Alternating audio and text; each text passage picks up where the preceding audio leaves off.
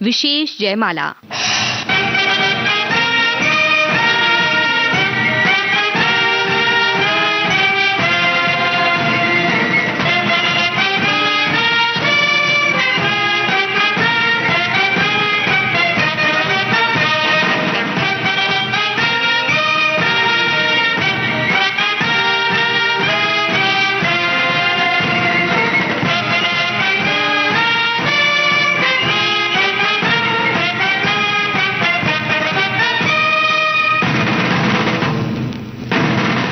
आजादी, जरा याद करो कुर्बानी, सैनिकों की शौर्य गाथा,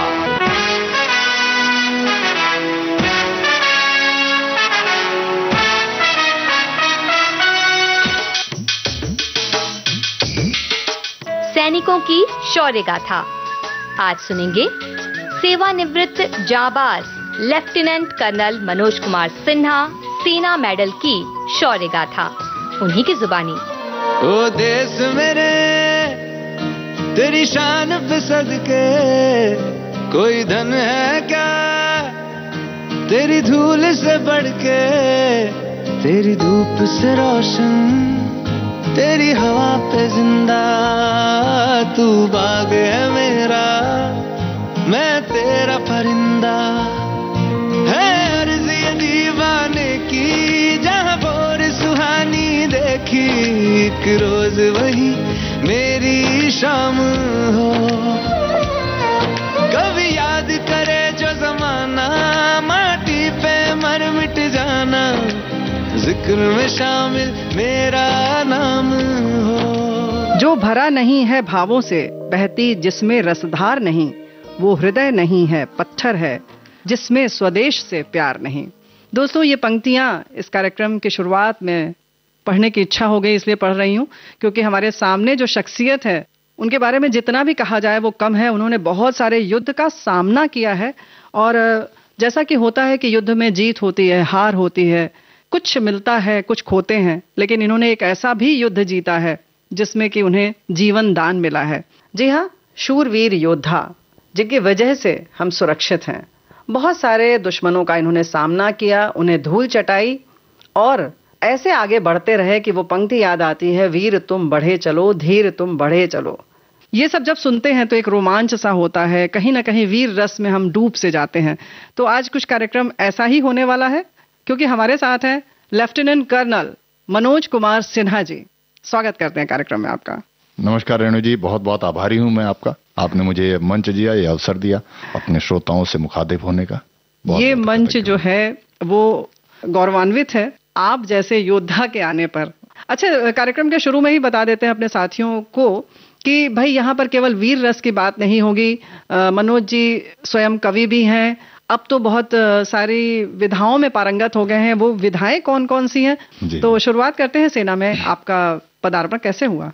जो मेरा सेना में आने का जो कारण था वो ऐसा कोई भव्य कारण नहीं है। मैं नहीं चाहूंगा कि आज के युवा जो हैं वो उसका अनुसरण करें, लेकिन जो सत्य है वो ये है कि मैं जब पढ़ रहा था, पिताजी मेरे वायुसेना में थे तो उन्हीं के साथ रहता था और गांव जाता था, जाता था। तो उस समय नॉर्मल महत्वाकांक्षाएं ज्यादा होती थी। जो परिवार का ही था, पिताजी का सबका था, इंजीनियर बनेगा, डॉक्टर बनेगा, ऑफिसर बनेगा, पायलट बनेगा, बस ये था। मुझसे ज्यादा परिवार की ये महत्वाकांक्षाएं थी, उसी को जी रहे थे। पिताजी चाहते हैं कि बन जाए कुछ, तो उस वजह से मैं सेना में भर्ती हुआ अधिकारी बनने के लिए। अगर मैं कहूं कि मैं किसी जज्बे से ओत-प्रोत होकर गया था तो वो शायद सही नहीं होगा। तो वर्दी का आकर्षण? वर्दी का आकर्षण ईमानदारी से कहूंगा तो उस समय ऐसा नहीं था। बस ये था कि यार मेरा परिवार चाहता है मैं उनकी आकांक्षाओं पर मैं पूरा उतरूं, तो उस समय मैं चला गया। उसके पीछे एक थोड़ा सा कारण भी था, मैं बताऊंगा। मतलब कारण ये था कि मैं एयरफोर्स कैंटोनमेंट में रहता था, बड़ा सिक्योर्ड होते हैं सब, सुविधा संपन्न बढ़िया लाइफ होती है वहाँ की। और मैं थोड़ा उतना वेल अवेयर भी नहीं था, मुझे इतनी कोई देश में क्या है नहीं है, मुझे देश बहुत बढ़िया लगता था। अब वैसे तो कहें कि मतलब उसकी अच्छी अच्छी चीजें आप देखते हाँ, मुझे कोई कमी नहीं लगती थी। हालांकि मैं गांव में जाता था, बिहार के गांव का रहने वाला हूँ, सड़क नहीं थी, बिजली नहीं थी, लेकिन उसमें मुझे कोई कमी नहीं लगती थी, बहुत बढ़िया लगता था। तो मैं बड़ा प्रसन्न। तो यहाँ जानना चाहेंगे कि किस गांव से आप हैं? मैं बिहार के गांव है किसरी टोला, फुलवरिया पोस्ट ऑफिस के अंदर आता है, वो छपरा जिला के अंदर। मैं वहां का रहने वाला हूँ। और पिताजी एयरफोर्स में थे, ट्रेन में जाते थे एक जगह से दूसरी जगह, तो दिन दिन तक लग जाते थे। मैं खिड़की के पास ही खड़ा रहता था और मुझे अपना देश बहुत बढ़िया लगता था। खेत गुजर रहे हैं, नदियां गुजर रही हैं, छोटे छोटे गांव गुजर रहे हैं, रात के समय टिमटिमाते हुए कोई दीपक दिख गया। मुझे बहुत आनंद आता था कि बहुत बढ़िया देश है यार, क्या कमी है, बढ़िया। धरती सुनहरी अंबर नीला हो, धरती सुनहरी अंबर नीला, हर मौसम रंगीला, ऐसा देश है मेरा हो, ऐसा देश है मेरा, ऐसा देश है मेरा, हाँ ऐसा देश है मेरा। बोले पपीहा कोयल गाए, बोले पपीहा कोयल गाए, सावन घिर के आए, ऐसा देश है मेरा हो, ऐसा देश है मेरा, ऐसा देश है मेरा, हाँ ऐसा देश है मेरा। कहते हैं ना, जब आपका शरीर स्वस्थ हो तो शायद आपको उसको चिंता ही नहीं होती है। चिंता तब होती है जब आपको शरीर पे कोई खतरा दिखे, कोई बीमारी दिखे, तब आप सोचने लगते हो अरे ये तो ध्यान देना पड़ेगा इसके लिए। तो मेरा कुछ वैसा ही यात्रा रही, सब कुछ बढ़िया था। तो सेना में लेकिन जब मैं गया तब मुझे देश पे खतरा दिखाई दिया। अच्छा। तब मेरा वहां से भाव मेरा जागना शुरू हुआ। तो मेरी पहली जो पोस्टिंग थी वो कश्मीर में थी, लाइन ऑफ कंट्रोल पे। तो मैं गया तो मैंने कहा ना कि हाँ, ज्योग्राफी में हमने पढ़ा था कि देश की एक सीमा है, बाउंड्री बना पे थे भारत का, लेकिन उसके पहले मैंने बाउंड्री बॉर्डर देखा ही नहीं था, नेपाल बॉर्डर भी नहीं देखा था, कहीं गया ही नहीं था। तो एक मन में ऐसे ही था कि अनंत है अपना देश, चलते ही जा रहा है। ट्रेन में चले जाओ 3 दिन 4 दिन खत्म ही नहीं होता है, बहुत बढ़िया देश है। कहीं एलओसी दिखाई नहीं, हाँ कहीं मुझे सीमा कहीं नहीं दिखी जी। तो जब उधर गए हम और जवानों के साथ चलते जा रहे थे, पहली पोस्टिंग में लाइन ऑफ कंट्रोल पे थे, बटालियन हेडक्वार्टर से आगे कंपनी से आगे बढ़ते गए, तो एक समय आया कि मेरे बगल वाले जवान ने मेरे कंधे पे थपथपाया कि साहब रुक जाओ। मैंने क्या हो गया? बोलो साहब हमारा इलाका खत्म हो गया, ये देखो। अच्छा। इसके आगे एक कदम बढ़ाएंगे तो गोली मारेगा, वो देखो पाकिस्तान का पोस्ट है। मैं ये सोच कर बड़ा हुआ कि मेरा देश तो अनंत है, और आज मुझे यहाँ सीमा दिखा दी गई, और उस सीमा की भी कोई गारंटी नहीं, क्योंकि सामने जो शत्रु था उसको ये सीमा भी स्वीकार नहीं थी। उसकी ये मंशा कि हम इसको भी तोड़ देंगे, इस पे भी कब्जा करेंगे। तो रेणु जी जब मैं पलट के वहां से उस स्थान पे जब मैं घूमा इस विचार के बाद वापस अपने देश की तरफ, तो मुझे देश समझ में आना प्रारंभ हुआ। और उसके बाद जितनी जानकारी होती गई, जितनी मैं शत्रुओं की बातें, उनके रिकॉर्डिंग्स, उनके कैप्चर्ड पैम्फलेट्स, उनके प्लान्स, ये सब जो सेना में जो भी फेमिलराइज करने के लिए जैसे ही पता चला गया, तो मुझे अचानक लगा कि यार ये तो पूरा देश को तोड़ने का मतलब इतना इंतजाम हो रहा है, इतने लोग हैं। और वाकई में उस समय जो था वो आतंकवादी भी वो थे जो यूएसएसआर, जो सोवियत संघ था पुराना, जी, वो ये मानते थे कि हम अफगानिस्तान में सोवियत आर्मी को परास्त करके आए हैं, तुम कौन सी चीज हो। थोड़ी देर को वाकई लगा कि यार ये चुनौती बड़ी गंभीर है। तो मेरा राष्ट्र के प्रति ये दृष्टिकोण है जिससे अब जाना जाता हूं, उसका विकास होना, वहां नींव पड़नी शुरू हुई, और उसके बाद वो बनती चली गई। मैं समझता चला गया, जितना मैं समझता चला गया, और सेना की वजह से ही मैं जो कुछ सीखा हूं, समझा हूं अनुभव से, वही है जो मैं बाहर आज वही दृष्टिकोण बताने का प्रयास करता हूं लोगों। दृष्टिकोण की बात जो है वो तो सच में बहुत बड़ी है, लेकिन फिलहाल जो आपके संघर्षों की बात है, जो आपने लड़ाई लड़ी है, आपके खैर वैसे तो वैचारिक युद्ध भी चल रहे हैं, बहुत संघर्ष चल रहा है आपके दिमाग में, वो सब जो है आप बयां करते हैं, लेकिन पहले जो आपने वाकई जो जीवन से लड़ाई लड़ी है, जिसमें आपने काल को भी ठेंगा दिखा दिया अपने धैर्य, साहस और शौर्य के दम पर, उसकी कहानी सुनना चाहते हैं। एक शब्द बस है, वो काल को कोई ठेका नहीं दिखा सकता। यमराज की कृपा थी, उन्होंने कहा दया किया, जा बेटा जी ले। जी, मतलब जीवन को आप खींच लाए कह सकते हैं। हाँ, नहीं, यमराज ने दे दिया। किसी का औचित्य नहीं है यमराज के सामने। मृत्यु के सामने नतमस्तक रहना ही चाहिए, रहना पड़ेगा। हमें अगले पल का भरोसा नहीं। किसी को हल्का सा भी गुमान हो तो ये गलत है। लेकिन इसको मैं इस तरीके से लेता हूं कि जब मुझे गोली लगी थी तो ऐसा मैं गिरा हुआ था। किस सन की बात है? मई 2000 की बात। 31 मई 2000। 31 मई 2000 जी। आतंकवादियों से लड़ रहा था मैं। तो जैसे ही मुझे गोली लगी मैं जमीन पे गिर गया। जब भूमि पे मैं गिर गया तो मैं ये समझ गया कि मेरी मृत्यु की यात्रा प्रारंभ हो गई। और रेणु जी, मैं उसको भाषा में डालने का प्रयास करूंगा, लेकिन उस अनुभव के लिए भाषा का निर्माण हुआ नहीं है, शब्द नहीं है। हाँ, क्योंकि भाषा का निर्माण इसलिए नहीं हुआ कि उस अनुभव से गुजरने के बाद वापस आकर कोई भाषा की रचना करता नहीं जी। रचना तो आदमी अपने अनुभव के हिसाब से करता है। कोई व्यक्ति जो है, जो जिसने भाषा का निर्माण किया, जो वो देखता है, सुनता है, कोई भाव होता है, उसको परिभाषित करने के लिए शब्दों का निर्माण करता है। लेकिन उस भाव को, उसका अनुभव करने के बाद कोई आता नहीं तो निर्माण कैसे करेगा? पहले तो ये बताना पड़ेगा हमारे श्रोताओं को कि गोली कहाँ से लगी थी और कैसे लगी थी। हुआ ऐसे था कि मैंने एक गांव था, उसको घेर लिया था रात को हम लोगों ने, और मुझे अंदेशा था कि अंदर कुछ आतंकवादी होंगे। रात को हमने 2 बजे घेर के बैठ गए हम लोग चुपचाप, और जैसी सवेरे हुआ मैंने घोषणा करी कि भाई हम लोग आ गए हैं और हम चाहते हैं कि साधारण जो नागरिक हैं उनको किसी को कोई नुकसान ना हो। तो उनको अनाउंस किया कि भाई आप सब लोग बाहर आ जाएं। जब सब बाहर आ जाएंगे तब हम अंदर जाएंगे, कि यदि आतंकवादी हुए तो मुठभेड़ होगी जिसमें कि आप लोगों को कोई हानि ना हो। तो इसमें समय लग जाता है। सुबह सुबह 5 बजे किसी भी गांव को घेर के अचानक बोल देंगे तो फिर थोड़ा तो समय लगेगा, ये लोग तैयार होंगे, कुछ तो घंटा 1.5 घंटा लग जाता है। और हम तब तक वेट करते हैं, प्रतीक्षा करते हैं कि भाई पूरा जब तक निश्चित ना हो जाए कि हर एक साधारण नागरिक निकल चुका है तब तक हम लोग नहीं जाते अंदर। लेकिन अंदर थे उस दिन, वो समय नहीं मुझे पता था। ये बाद में मेरे सीओ साहब को पता चला उनके सूत्रों के माध्यम से, तो उन्होंने बाद में ये सब मुझे बताया अस्पताल में कि भाई अंदर काफी आतंकवादी थे। थोड़ी सी हमारी वो साख बन गई थी, एक हमारी कीर्ति सी बन गई थी। आतंकवादियों के बीच में हमारा भय था कि एक बार घेर लिया इस कैप्टन ने तो बचता कोई नहीं है। लेकिन उसका श्रेय मुझे नहीं, मेरे जवान बहुत बहुत बहादुर थे। ऐसा होता है कि अगर आपने कांटेक्ट अगर आतंकवादी के साथ दोपहर या उसके बाद किया हो तो उनके पास एक आशा होती है कि लड़ाई को थोड़ा लंबा खींचे, अंधेरा हो जाए तो शायद निकल पाएंगे। तो लेकिन अब सुबह सुबह घेर लिया तो उन्होंने कहा कोई चांस ही नहीं, कोई अवसर ही नहीं है कि बच पाएंगे, निश्चित है कि ये सबको लपेट देगा। तो उनके पास एक ही रास्ता था, उसमें से 3 व्यक्ति जो थे फिर उन्होंने वॉलंटियर किया कि भाई सब भी मरने से अच्छा है कि हम 3 जाएं, फिदाई बन के इस कैप्टन को गिरा देते हैं, कैप्टन को खत्म कर देते हैं, उसके बाद फिर शायद बाकियों का चांस बन पाएगा। तो उस योजना में हम चूंकि अंदर गए नहीं थे, अंदर वो क्या कर रहे थे हमें पता नहीं, तो वो 3 व्यक्ति जो है वो गांव के दूसरे कोने में एक घर से पीछे पीछे होते हुए चले गए और वहां से उन्होंने ललकारना प्रारंभ किया। रेणु जी, मैं यहाँ पर एक बात बताऊं कि आप किसी भी पेशे में हो सकता है कि गलती हो जाए तो आप उसको गलती को शायद ठीक कर पाए, दूसरा अवसर भी मिलता है। हम और आप बात कर रहे हैं, अगर मुझसे कुछ शब्दों में हेराफेरी हो जाएगी तो मैं रीटेक कर लूंगा, आप मुझे इस बात की अनुमति देंगे। लेकिन सिपाही जब करता है और अगर गलती करता है तो he pays, you generally pay with blood, at times life, at times limb। या तो रक्त बहता है या जीवन जाता है या हाथ या पैर या कुछ ना कुछ शरीर का कोई अंग का नुकसान हो जाता है। तो मुझसे उस दिन एक भूल हुई।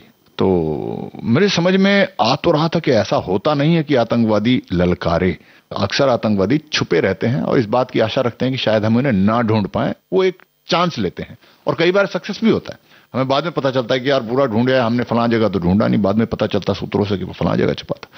लेकिन यहां पर वो खुद अपनी लोकेशन बता रहा था, तो मुझे लगा ये कुछ तो अलग है, लेकिन फिर भी वो मैं कर गया और उस तरफ चल पड़ा। मेरे साथ मेरी टीम भी थी। गोलीबारी वहां से स्टार्ट हुई, पहले मेरे एक जवान को लगी, तो उसके बाद फिर उसको हमने गाड़ी बुलाया, उसमें डाला उसको। तब तक हम आगे बढ़ते गए। पाँव में लगी थी थाई में। थाई वाई को तो ऐसा है ना, आर्मी में कुछ ज्यादा सीरियसली लेता नहीं, बोला ये तो चलो खरोच मानते हैं हम। जैसे जो मेन क्रिटिकल वाइटल ऑर्गन जिसको हम मानते हैं, उसको पेट और हार्ट और सर वगैरह इसमें ना लगी हो, लंग्स में, तो बाकी बोला ठीक है यार, ये चलता रहता है। तो हाथ पैर की गोली तो कोई बात नहीं। लेकिन हुआ यह था कि उसमें भी कोई जुगुलर वेन होती, वहां लग गई थी उसको, तो वो भी बाद में पता चला मुझे। तो खैर उसको हमने गाड़ी में डाल के भेज दिया और हम आगे बढ़ रहे थे। तब तक अब 2 आतंकवादी जो है तो खुलेआम सामने से चिल्लाते हुए हमारी तरफ दौड़ पड़े। अच्छा। दावा कर दिया गोलियां चलाते हुए। तो हम सब ने गोलियां चलाई और फटाफट पोजीशन भी लिया। तो मैंने भी पोजीशन ले ली थी एक तरफ उस गली में, एक तरफ दीवार के पीछे तक की गोलियां सब चला रहे थे। किसकी गोली लगी पता नहीं, लेकिन वो दोनों गिर गए। लेकिन हुआ क्या कि मेरे भी 2 जवान गिर गए। और जब वो गिरे हुए थे तो मैं देख रहा था काफी बुरी तरह से घायल हो गए थे, काफी नजदीक से लगा था। उनको निकालने के लिए मैं गया वहां, मैंने पोजीशन से निकला, मैं भी सड़क के बीच में गया, उनको उठाने का प्रयास कर रहा था।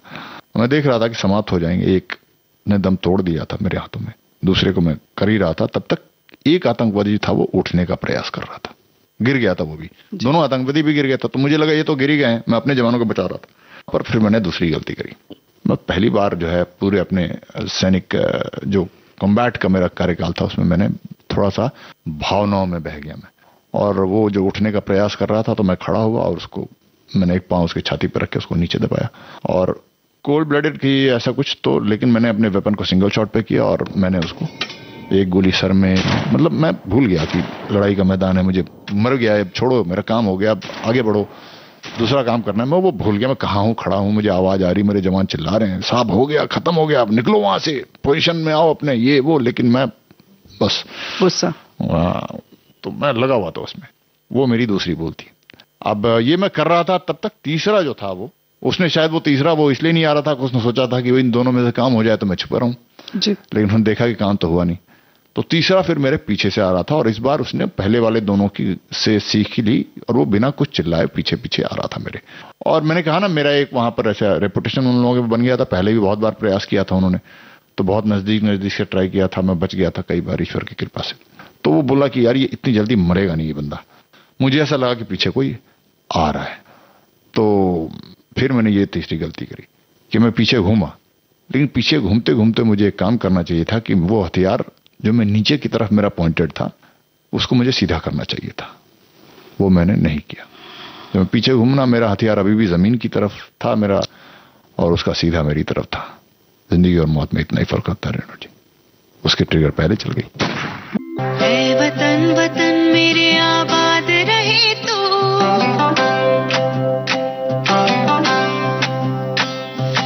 ऐ वतन वतन मेरे आबाद रहे तो, ऐ वतन वतन मेरे आबाद रहे तो, मैं जहाँ रहूं जहाँ में याद रहे तो, मैं जहाँ रहूं जहाँ में याद रहे तो, ऐ वतन मेरे वतन, ऐ वतन मेरे वतन।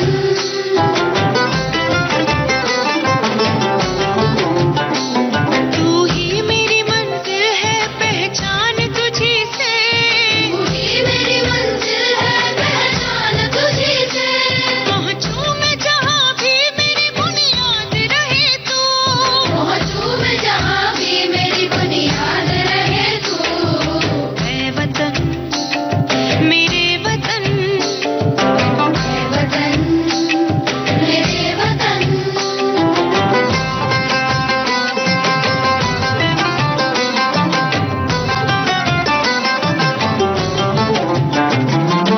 तुझ पे कोई गम की आँच आने नहीं दो, तुझ पे कोई गम की आँच आने नहीं दो, कुर्बान मेरी जान तुझ पे शाद रहे तो, कुर्बान मेरी जान तुझ पे शाद रहे तो, ऐ वतन वतन मेरे आबाद रहे तो, मैं जहाँ रहूं जहाँ में याद रहे तो, ऐ वतन मेरे वतन, ऐ वतन मेरे वतन, ऐ वतन।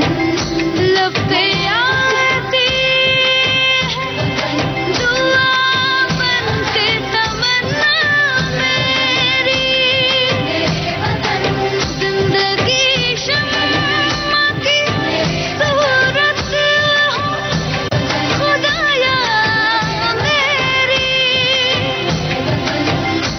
कार्यक्रम में रुकेंगे एक छोटे से अंतराल के लिए।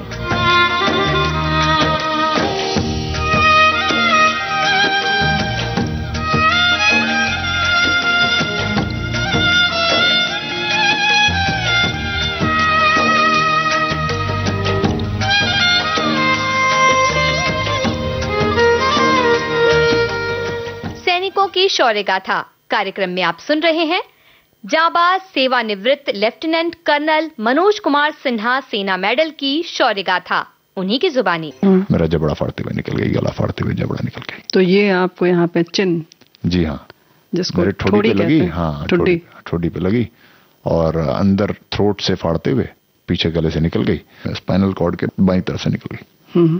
और जबड़ा मेरा जो है बायां वाला वो अलग फाड़ के बाईं तरफ से बाहर आ गया, पूरा उड़ गया। बस ये कहानी थी। मैं गिर गया उसके बाद जमीन पे, खून आपका जमीन पर। हाँ जी। फिर आपने सोचा कि ये भारत माँ को हम अपने रक्त से सींच रहे हैं। हाँ ऐसे ही लग रहा था उस समय, तो यही विचार आ रहे थे। क्योंकि मेरा थ्रोट से निकला था फाड़ के पूरा, तो सांस लेना थोड़ा मुश्किल हो रहा था। अच्छा। मेरे में इतनी शक्ति नहीं मैं उड़ जाऊं कुछ करूं, नहीं वो नहीं है, बट हाँ सांस मुझे लेना चाहिए, उसका प्रयास करते रहना चाहिए। ये मेरा इस समय इस क्षण का मेरा एक कर्म है। अच्छा, उसमें मैं प्रयास कर, ये आपको आभास हो रहा था? हाँ, तो मैं कोशिश कर रहा था, मैं सांस खींचता रहा हूँ, मुश्किल हो रहा था जी, खींचता रहा बस। तो उसके बाद जो है फिर मुझे लगा कि मेरे जवान उठा रहे हैं, लेके चल रहे हैं, तो गाड़ी में एक डाला उन्होंने। वो गाड़ी जो होती है आर्मी में, एक कैस्पर माइन, एमपीवी बोलते हैं, माइन प्रोटेक्टेड गाड़ी, वो चारों तरफ से बंद होती है, कंफर्ट के लिए वो बनी नहीं है, तो वो गोलियां से बचाव हो सब हर तरीके से होती है, लेकिन वो चारों तरफ से सील हो जाती है, तो बड़ा घुटन सी हो रही थी थोड़ी। और उसमें जो दरवाजा होता है उसका लीवर ड्राइवर के पास होता है। अच्छा। पीछे से ही एक दरवाजा होता है, ड्राइवर भी वहीं से चढ़ता है, पीछे से ही, साइड में नहीं होता। तो वो ड्राइवर लीवर खोलता है तो दरवाजा खुल जाता है। तो अब मैं उसमें बैठा, और वो कंफर्ट के लिए, मैंने कहा ना, वो आराम के लिए बनी नहीं होती है, सस्पेंशन भी कुछ खास तगड़ा नहीं होता, तो झटका लगता है तो अच्छे से लगता है उसमें। हाँ, क्योंकि वो उसके लिए आराम के लिए बनी नहीं है वो। जी जी। तो मुझे लगा कि यार ये तो श्रीनगर यहाँ से 1.5-2 घंटे आना, मैं ऐसे ही अंदाजा लगा रहा था। मैंने कहा इतना देर तो नहीं खींच पाऊंगा मैं सांस।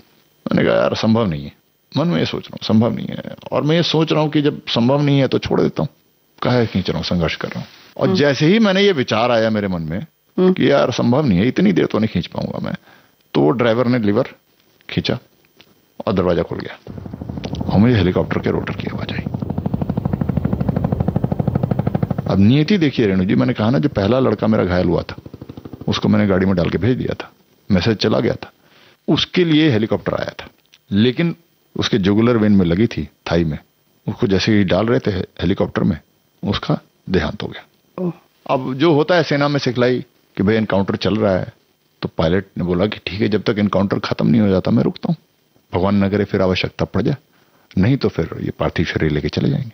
उस वजह से हेलीकॉप्टर अभी वहीं रुका हुआ था और अभी बंद शायद करता रोटर, लेकिन तब तक शायद मैसेज आ गया हुआ कि, तो मुझे वो रोटर की आवाज आई।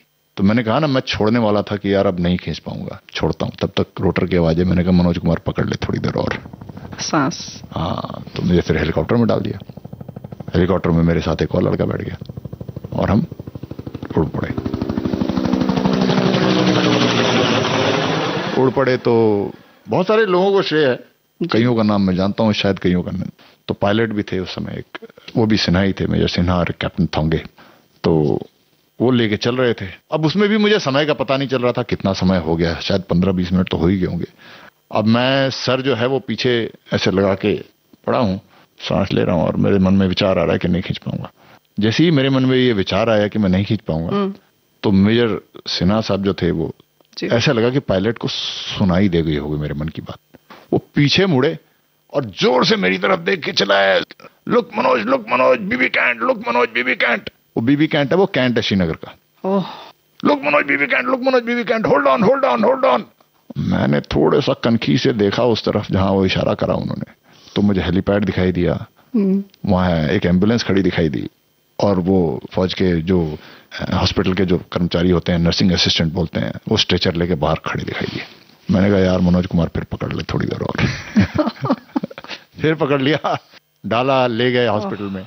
हॉस्पिटल में आईसीयू में घुसते ही वो चीड़ फाड़ शुरू हो गई। अच्छा, उसके पहले ये घाव आपका पूरा वैसे ही खुला हुआ था? हाँ, खुला हुआ था, सब कुछ वैसा ही, सब सीधा कुछ नहीं हुआ, कोई ड्रेसिंग कुछ नहीं, सीधा।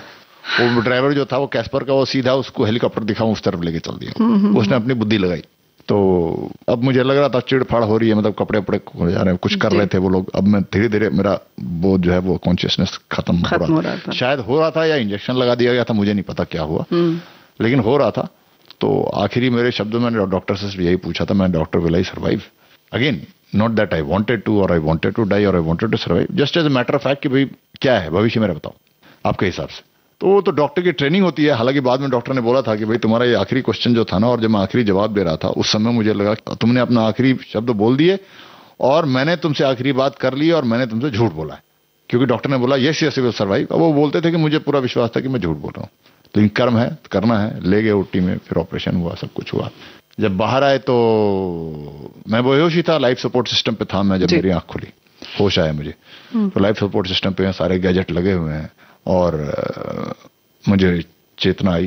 तो मैं देख रहा हूं कि मैं अपने शरीर का कोई अंग हिला नहीं पाया। शायद वो एनेस्थीसिया का इफेक्ट था या वैसे ही, पता नहीं, वो मैं नहीं जानता। लेकिन जो बोलते हैं ना, थोड़ा सा उंगली भी नहीं हिला सकता था। अपने चेहरे में कुछ अगर एक्सप्रेशन देना हो तो होंठ हिलाता आदमी, गाल हिलाता है, कुछ नहीं कर पाया, कोई मांसपेशी में हिला नहीं पा रहा था, छोटी सी भी। तो मैं लेटा हुआ हूं ऐसे ही और देख रहा हूं क्या कर रहे हैं, और मेरी सांस जा रही है अब मुझे लगा कि मैं बताऊं, क्या बताऊं, ना मैं बोल सकता हूं, ना हिल सकता हूं, ना उंगली हिला सकता हूं। खैर उन लोगों को शायद वो गैजेट वेजेट में पता चल गया होगा कुछ, तो उन्होंने कुछ किया। तो उसके बाद मैं जब जा रहा था तो मैंने कहा यार अब जो है ना, पिछले 2-3 बार जब भी मुझे लगा कि जाता हूं ना, तो मैंने ना याद नहीं करा भगवान को। ये ऊपर वाला मुझे बार बार छोड़ रहा है कि तू यार याद कर ले मुझे। तो मैंने कहा यार अब जा रहा हूं, तो याद आ गया मुझे, अरे यार जाते वक्त याद करना चाहिए। तो मैंने भगवान का ज्यादा मुझे शास्त्रों का ज्ञान नहीं, मंत्र वंत्र नहीं जानता, जो भी था थोड़े बहुत भोले शंकर का नाम वाम लिया। मैंने कहा चलो, तो मुझे सांस नहीं आ रही थी और मैं उसको सोच रहा था कि अब मैं चला, और मैं चला गया। मेरी तरफ से मैंने मृत्यु का अनुभव कर लिया कि गया। अब थोड़ी देर बाद फिर चेतना आई। अब चेतना आई, आंख मेरी अभी भी बंद है। अब मैं क्या सोच रहा हूं कि पिछली बार तो मैंने स्वीकार कर ही लिया था कि चला गया। मैंने कहा बेटा अब हम ऊपर आ गए हैं। अच्छा। अब आंख खोलेंगे और सामने हमें चित्रगुप्त दिखेंगे और हमें कर्मों का पोथा लेके बैठे होंगे। अब हमें सारे उल्टे कर्म याद आ रहे थे। जो सुन रहे हैं लोग सबको बता देता हूं मैं, उल्टे कर्म याद आएंगे इसलिए सही कर्म कर लो। हमें सारे उल्टे कर्म याद आ रहे थे। हमने कहा यार अभी ये क्वेश्चन पूछेंगे, इसका क्या जवाब होगा? फलां तारीख फलां दिन तुमने ये कांड किया, उसका क्या जवाब होगा? फलाने ने ये किया, उसका क्या जवाब होगा? मैंने कहा ये तो गारंटीड है भैया, नरक ही मिलेगा। तो बाकी क्या होता है ना, इंसान के इंटरव्यू की आप तैयारी भी कर सकते हो, या आप स्मार्ट हो तो शायद बेवकूफ भी बना दो, ऊपर कुछ नहीं चलता। ऐसा होता है ना, धरती पे जो सिस्टम होते हैं वो इंसान के बनाए होते हैं। बिल्कुल। उसका कई बार होता है कि कई लोग जो स्मार्ट होते हैं ना, सो कॉल्ड स्मार्ट, उस सिस्टम को काट देते हैं। ऊपर कुछ नहीं है, भाषा भी नहीं है। वो कन्वर्सेशन जो ऊपर होगा ना आपका वार्तालाप चित्रगुप्त से, वो भाषा के परे है। आप कितने अच्छे स्पीकर हैं, कितने अच्छे शब्दों का ज्ञान है, वो कुछ नहीं चलता। Nothing will work. तब मुझे अचानक ना याद आ गया, यार कहीं पढ़ा है सुना है कि जो वीर गति को प्राप्त होता है उसे स्वर्ग मिलता है। अच्छा। ये हमें खट से याद आ गया कहीं से। मैंने कहा यार फिर किस बात का डर है? हमारे पास तो वीआईपी पास है स्वर्ग का, स्पेशल है, शहीद हुए। हाँ, वीर गति के मार्ग से आ रहे। हमें अभी कॉन्फिडेंस आ गया। मैंने कहा अब आंख खोलते हैं और चित्रगुप्त को बोलते हैं अपना करो रजिस्टर बंद, और ये हमारा पास है स्पेशल, तो मैं एंट्री दो सीधा स्वर्ग में। तो हमें थोड़ा सा कॉन्फिडेंस आ गया। हमने आंख खोली। त्रिवेणी जी मैं एक्चुअली बताऊं, मृत्यु मुझे नहीं मिली है ये बोध हुआ, क्योंकि जब आंख खुली तो मैं अस्पताल के बेड पर ही था। तो मुझे निराशा हुई कि यार ये कैसे अच्छा वाला स्वर्ग में एंट्री करते करते मैं यार यहाँ टेक ऑफ ही नहीं हुआ अभी तो। लेकिन फिर मुझे समझ में आ गया कि यार अब नहीं जाऊंगा मैं। और इस बात का फिर अफसोस भी हुआ, यार अच्छा भला मौका था वीआईपी एंट्री का। वीआईपी एंट्री का ऐसा तो है नहीं कि आदमी मृत्यु होगी नहीं, होनी तो है ही, दोबारा आनी। लेकिन उस समय की बात कुछ और थी ना। हाँ, अब पता नहीं बुढ़ापा से आए, बीमारी से आए, पता नहीं कैसे आएगा। और वो अलग बात है, आएगा जैसे आएगा। अब कर्मों का हिसाब, अब कर्म करके जाना पड़ेगा। वो फर्स्ट क्लास कर्म को काट के मैं निकल रहा था, तो थोड़ा अफसोस भी होता है कभी कभी, यार मौका छूट गया वीर गति। तो अब कर्म करने का प्रयास कर रहे हैं। अब जब वापस आ गए इस दुनिया में तो फिर वही माया मोह पकड़ लिया। मैं ये नहीं कहूंगा कि मैं उसी स्थिति में अब भी हूं, नहीं, मैं वापस आ गया अभी। वही माया मोह। सैनिकों की शौर्य गाथा कार्यक्रम में वक्त है एक अंतराल का।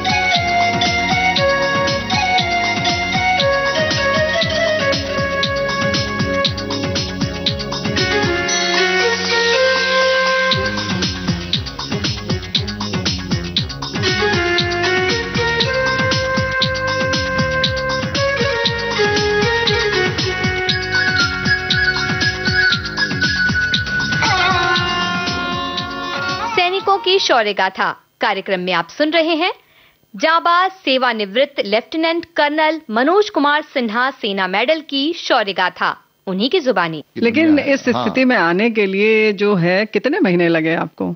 उस दिन मैं समझ गया कि अब नहीं जा रहा मैं।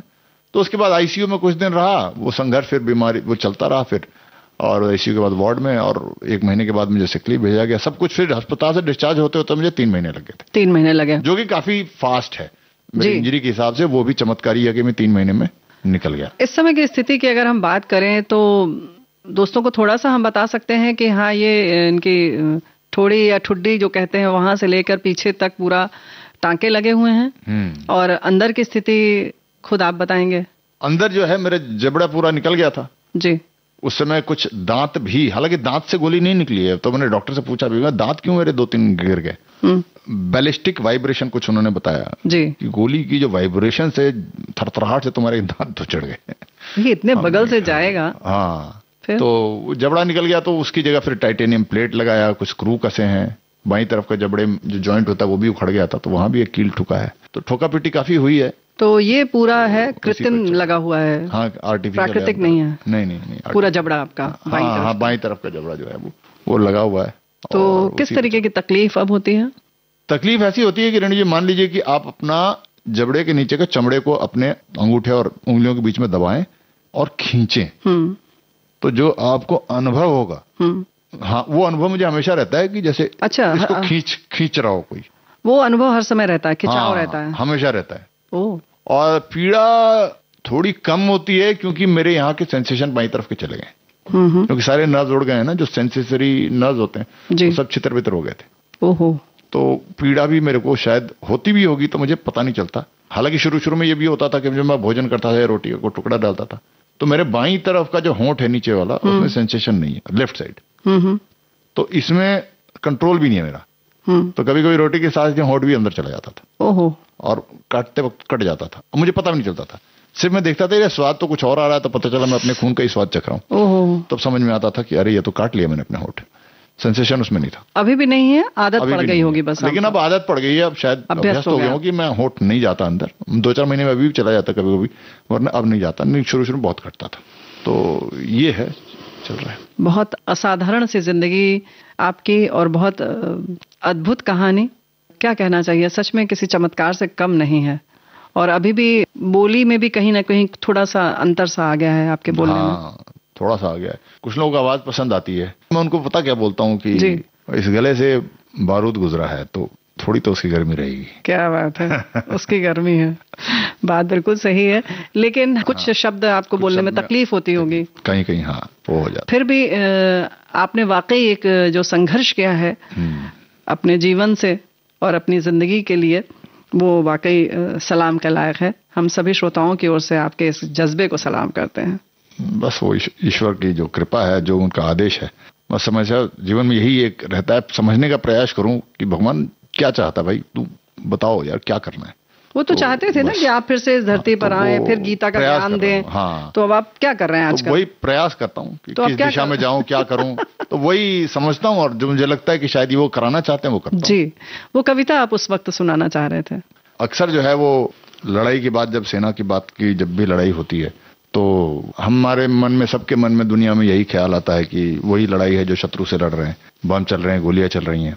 लेकिन सेना में जो है एक और लड़ाई लड़ी जाती है। उस लड़ाई की बात ज्यादा इसलिए नहीं होती है कि वो लड़ाई बहुत से सिपाही लड़ते हैं, तो ज्यादातर तो सिपाही वो कहानी बताने के लिए बचते नहीं, और जब बच जाते हैं वो शायद अपने दिल में लिए बैठे रह जाते हैं या अपने परिजनों में सुना देते हैं बस। और मुझसे सरस्वती ने उसको एक कविता के रूप में बुलवाया, जो मैं लिखा। तो पहली लड़ाई तो वो है जो शत्रु से है, बम से, गोलियों से। दूसरी लड़ाई है जो सिपाही बुरी तरह से घायल हो जाता है, जब उसे साक्षात मृत्यु दिखती है, तो ये दूसरी लड़ाई वो मृत्यु से लड़ता है। और मेरी नियति में ये दोनों लड़ाइयां लड़ना लिखा था, और मैंने दोनों लड़ाइयां लड़ी हैं। जब मुझे गोली लगी उसके बाद की ये कहानी है। तो जो कहानी मैंने अब तक अभी आपको बताई, उसे कविता में बताता हूँ कि एक लड़ाई खत्म हुई, दूसरी शुरू। वो लड़ाई शत्रु से थी, ये लड़ाई मृत्यु से है। वो लड़ाई सम्मान की थी, ये लड़ाई प्राण की है। लड़ाई वो भी थी मुश्किल, पर ये थोड़ी ज्यादा है। एक लड़ाई खत्म हुई, दूसरी शुरू। अब वो दूसरी अवस्था जो मैंने बताया, मैं जमीन पे गिर गया था, खून बह रहा था, भूमि पे फैलता हुआ दिख रहा था, सूख रहा था, उस समय की बात है। युद्ध हो और खून बहे सेना में आम कहानी है, पर आज बारी है मेरे खून से धरती की प्यास बुझानी है। विश्वास हमेशा रहता था, विश्वास हमेशा रहता था, हर युद्ध जीत कर आऊंगा, पर आज लग रहा इस युद्ध में शायद ना जीत पाऊंगा। एक लड़ाई खत्म हुई, दूसरी शुरू। लड़ाई वो भी थी मुश्किल, पर ये थोड़ी ज्यादा है। अब जब जवान मेरे उठा के चल दिए तब की बात कर रहा हूं मैं, कि उस युद्ध में मैं जवानों से कहता आगे बढ़ो, प्रहार करो। इस युद्ध में वो मुझे कह रहे साहब थोड़ा इंतजार करो। लड़ाई थी वो साहस की और थी वो शौर्य की। लड़ाई ये भी साहस की है, पर ज्यादा है ये धैर्य की। एक लड़ाई खत्म हुई, दूसरी शुरू। लड़ाई वो भी थी मुश्किल, पर ये थोड़ी ज्यादा है। उसके बाद अगली अवस्था है जब मुझे ऑपरेशन थिएटर में ले गए, तो उस समय की बात है। प्राणों की बाजी लगाकर शत्रु पर जो वार किया, शत्रु को तो मार दिया, पर बाजी शायद हार गया। लड़ाई वो भी थी एक ऑपरेशन, लड़ाई ये भी होगी एक ऑपरेशन। एक लड़ाई खत्म हुई, दूसरी शुरू। लड़ाई वो भी थी मुश्किल, पर यह थोड़ी ज्यादा है। माता पिता पत्नी बच्चे, अब तक क्या है मेरे घर पे बता दिया गया था, तो वहां पर अलग एक शुरू हो गई उनकी पीड़ा। पर मुझसे ज्यादा मुश्किल मेरे घर वालों की कथा थी। माता पिता पत्नी बच्चे, बड़ी भारी उनकी व्यथा थी। एक उनकी आंखों का मैं एक अकेला तारा था। मैं ही उनकी दुनिया था, मैं ही एक सहारा था। लड़ाई थी मेरी मुश्किल, पर उनकी थोड़ी ज्यादा थी। एक लड़ाई खत्म हुई, दूसरी शुरू। उसके बाद है कि जब आईसीयू में मैंने आंख खोला, तो आंख खुली एहसास हुआ, आंख खुली एहसास हुआ, जीवित हूं ना विश्वास हुआ। सीयू साहब बोले तुम वहां लड़ाई जीत गए। हमारे डॉक्टर साहब बोले तुम यहां भी लड़ाई जीत गए। एक लड़ाई खत्म हुई, दूसरी शुरू। लड़ाई वो भी थी मुश्किल, पर यह थोड़ी ज्यादा थी। बिल्कुल सही बात है। अब ये लड़ाई जो है ना रेणु जी, मैं जीवन का मेरा यही मंत्र है। मेरी एक लड़ाई खत्म होती है, मैं दूसरी शुरू कर लेता हूँ। बचपन से ऐसे ही लड़ाई लड़ने का मन करता था? बचपन से नहीं, मैं सेना में आने के बाद और खासकर जब बोध हुआ देश के सामने किस प्रकार की चुनौतियां हैं, और जैसे जैसे आगे बढ़ा तो पता चला देश के भीतर भी काफी वैचारिक चुनौतियां हैं। और फिर इस बात का बोध करने का प्रयास किया कि ईश्वर ने क्यों वापस भेजा। तो मुझे लगा कि भाई यही संघर्ष है, इसी को करना है। तो मेरे लिए वो एक लड़ाई खत्म होती है और दूसरी शुरू कर देता हूं मैं। For me a battle over a battle begins, that is what is my mantra of my life. So that is what it is. तो दोस्तों ये थी एक लंबी सी बातचीत, अलग अलग तरीके के संघर्ष, विचारों का संघर्ष, युद्ध का संघर्ष, बहुत सारे जीत हार और उसके साथ जुड़ा दर्शन, कविताएं, इतना विविध रंगी ये हमारा जो आज का साक्षात्कार रहा, वो सिर्फ और सिर्फ हुआ लेफ्टिनेंट कर्नल मनोज कुमार सिन्हा सेना मेडल के कारण और उनके बच्चों के कारण। ये जो सेना मेडल लगाकर बोलना उनकी बेटी को बहुत पसंद है। यहाँ आप आए, आपने इतनी महत्वपूर्ण बातें बताई, अपने जीवन से जुड़ी हुई और बाकी हम सब के भी जीवन से जुड़ी हुई जो बातें हैं, जो आपके माध्यम से हमें भी सीखने का मौका मिल रहा है, उसके लिए बहुत बहुत धन्यवाद। बहुत बहुत धन्यवाद। रेणु जी, नाम का आपने जो बात की, तो नाम चाहे जैसे लिया जाए, जितना लिया जाए, बस प्रेम से लिया जाए, सम्मान से लिया जाए, इसी बात की आकांक्षा है। और आपने यहाँ मुझे प्रेम से बुलाया, सम्मान दिया और ये अवसर दिया कि मैं आपके श्रोताओं के, आपके माध्यम से सारे श्रोताओं को अपने दिल की बात कह पाऊं। इस बात के लिए मैं आपका, विविध भारती का बहुत बहुत आभारी हूं। इस उम्मीद के साथ कि और तमाम लोगों तक आपकी बात जाए और ये अच्छे अच्छे विचार जो हैं वो उनकी आत्मा तक पहुंचे, दिल तक पहुंचे और कहीं ना कहीं उसको अपनी जीवन में आत्मसात करें। इस उम्मीद के साथ आज की ये बातचीत यहीं पर समाप्त करते हैं। बहुत बहुत धन्यवाद। Thank you so much. नमस्कार। बहुत अच्छा लगा। जय हिंद। बहुत बहुत नमस्कार। वंदे मातरम। जय हिंद। वतन वालों, वतन ना बेच देना, ये धरती ये गगन ना बेच देना। शहीदों ने जान दी है वतन के वास्ते, शहीदों के कफन ना बेच देना।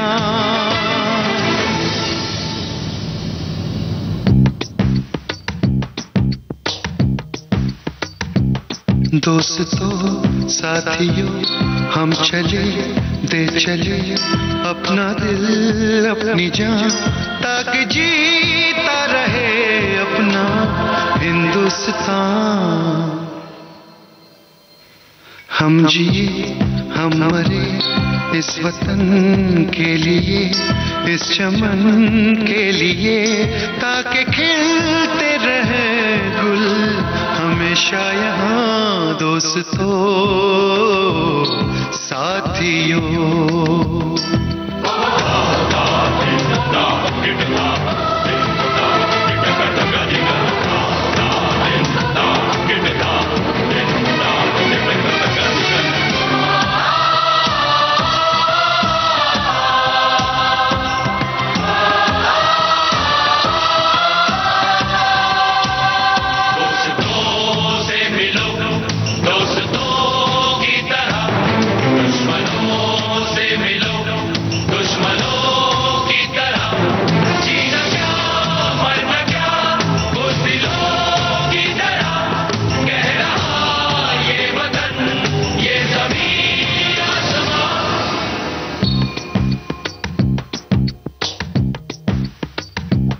माँ ने अपने बेटे दिए नौजवान सोच कर और क्या, ताकि जीता रहे अपना हिंदुस्तान।